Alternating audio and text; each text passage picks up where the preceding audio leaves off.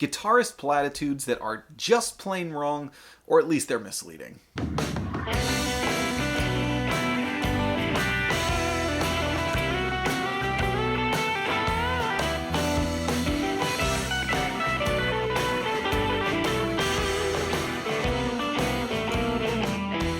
What's up everyone, welcome to the channel and welcome to Real Guitar Talk, the series where I'm tackling some real issues in hopefully an open and honest way and get you thinking about some things that I think need to be discussed. Today I want to talk about guitarist platitudes, and these are some things that I think we like to say as guitar players that makes us seem like we're more wise, more experienced, have a better perspective on it, like we kind of really know where things are at, but you know, they turn into just sort of these like tribal mantras that really at best, they're misleading. Sometimes the intentions behind them are good, but sometimes they're just plain wrong.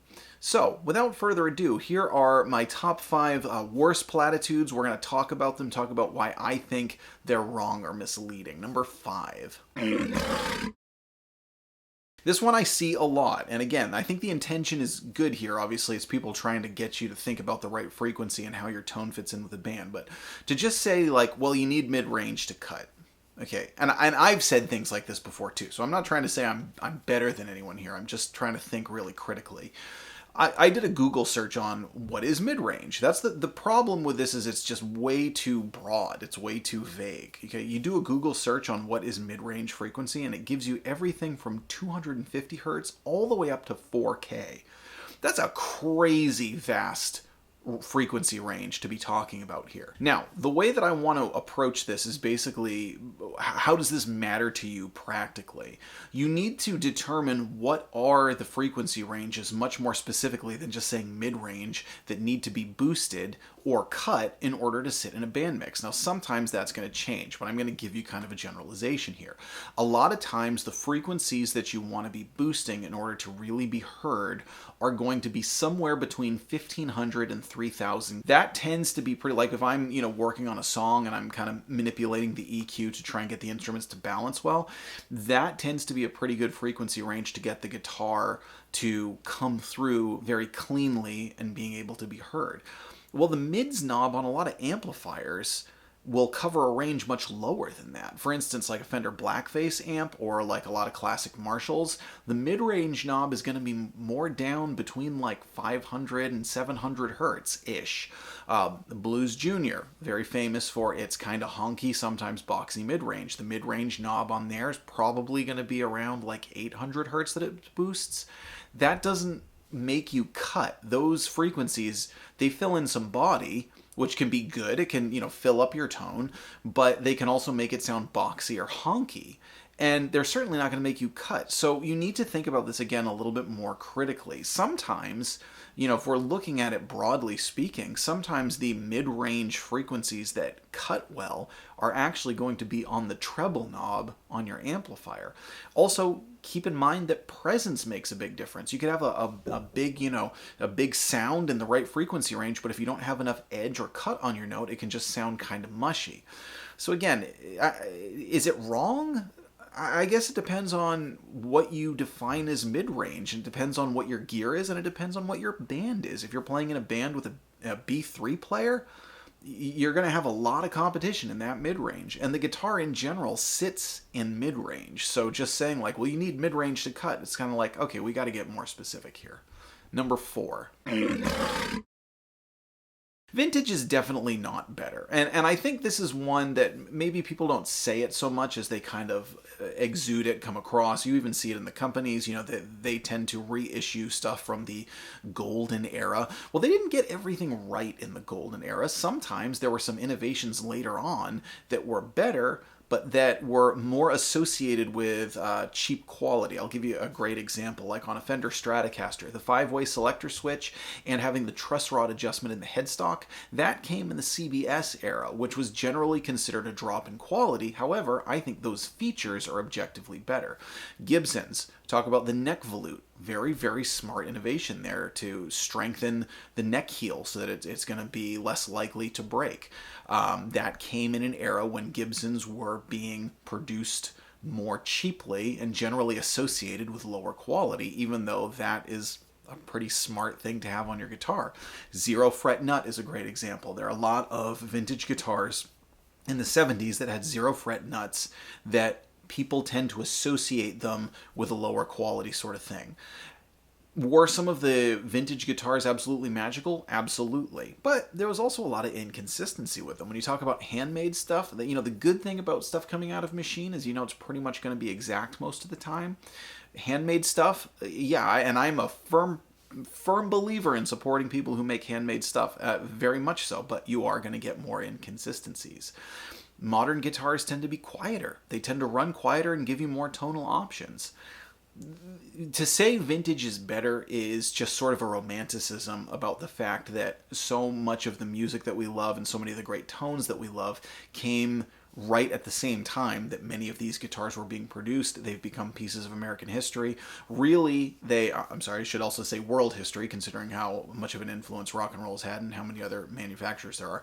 But really what I'm trying to say is, like those vintage guitars, some of them are going to be lemons, just like some modern ones are going to be lemons. And the fact of the matter is, I think we like to romanticize it, and I think we like to emulate our idols and things, and it's not a steadfast rule by any stretch of the imagination.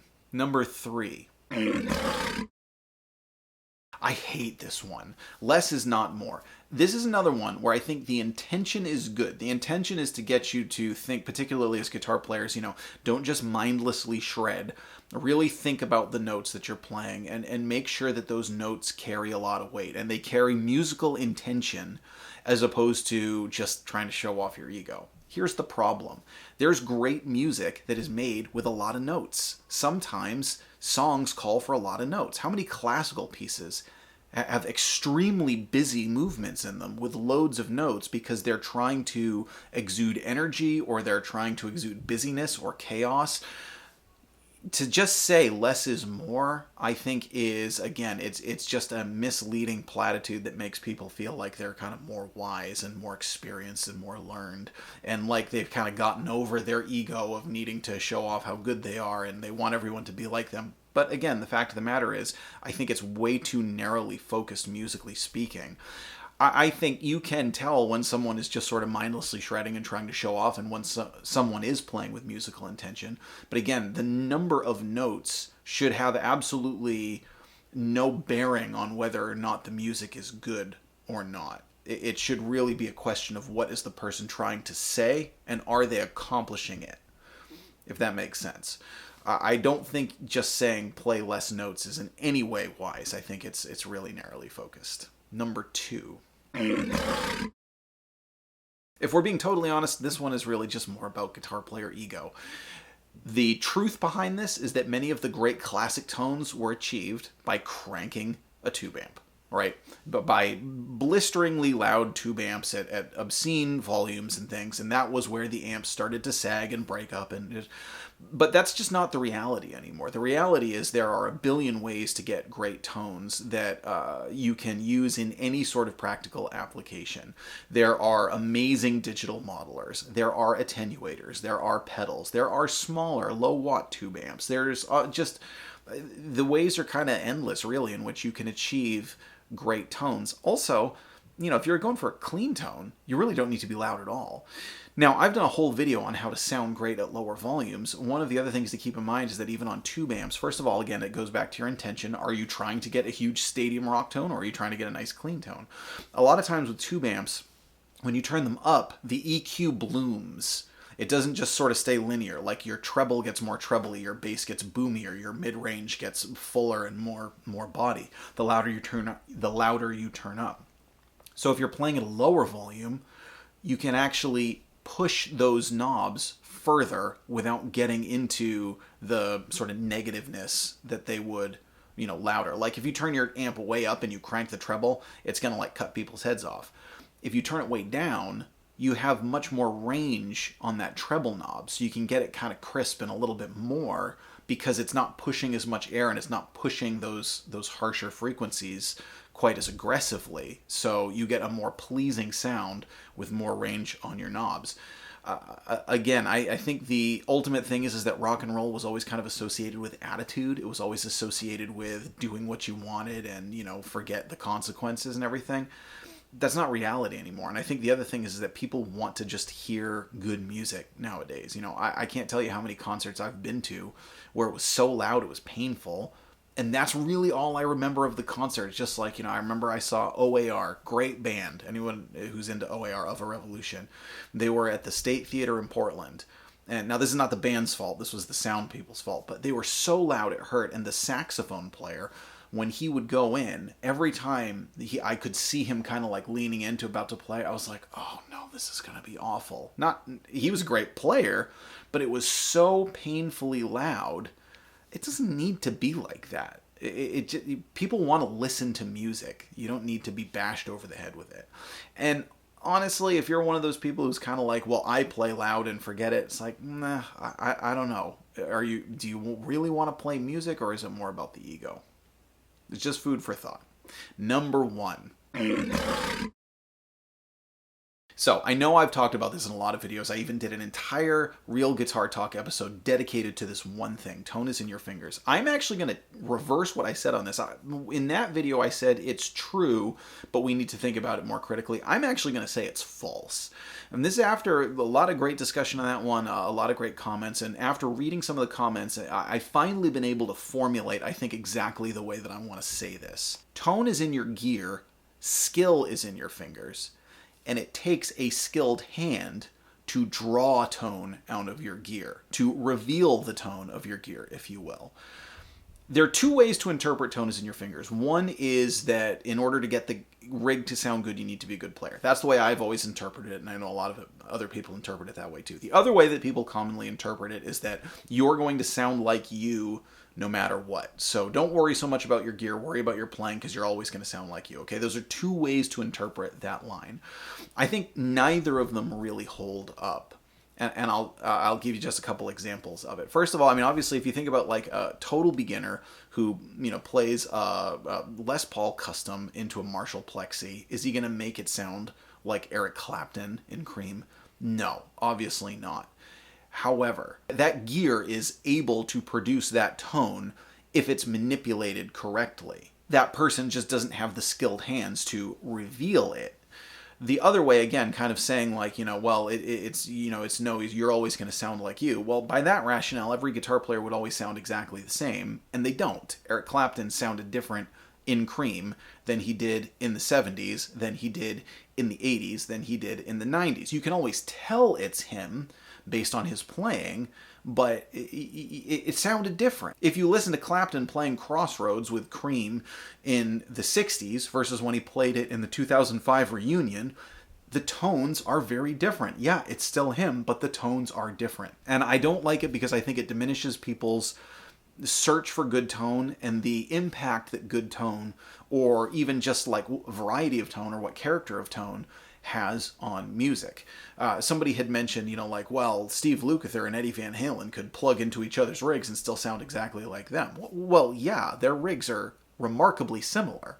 I'd be much more impressed if Steve Lukather could magically sound like him if he were playing into Mark Knopfler's clean rig, or B.B. King's rig, may he rest in peace. Something like that that's wildly different. And, again, like B.B. King sounds very, very different. Sometimes he played into a cranked amp, sometimes he played totally clean, sometimes he, in the old vintage days, played into different kinds of things. Yeah, it's always B.B., but the tones were different. So I think it's just saying tone is in your fingers. Yeah, the intention might be good. It might be good kind of getting people to think about practicing more and trying to get really good rather than obsessing about whatever piece of gear you might want to buy. But the gear that you want to buy also makes a difference in your creative expression. And having the right rig also can make you play better when you're inspired by the gear that you're using. So that's what I have today. The 5 worst guitar platitudes that I am hopefully debunking here. Please let us know what you think in the comments. I'm Jack Fossett. Remember to like, share, and subscribe, and we'll see you next time.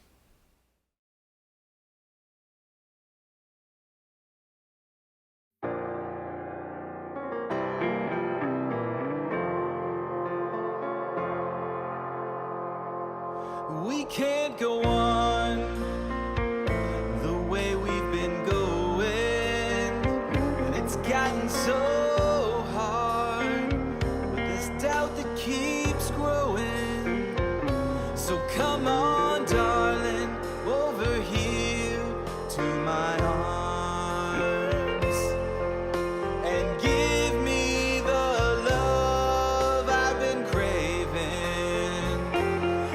tried your best, but people brought you down.